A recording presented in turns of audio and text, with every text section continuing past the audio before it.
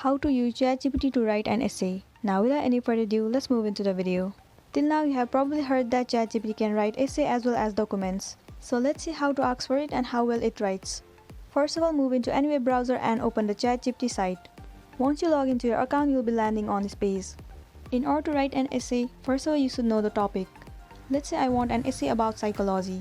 Here in this section, all you have to enter is write an essay about psychology. And then tap on this arrow. ChatGPT will start to generate an essay for you. You need to wait for a while for it to complete.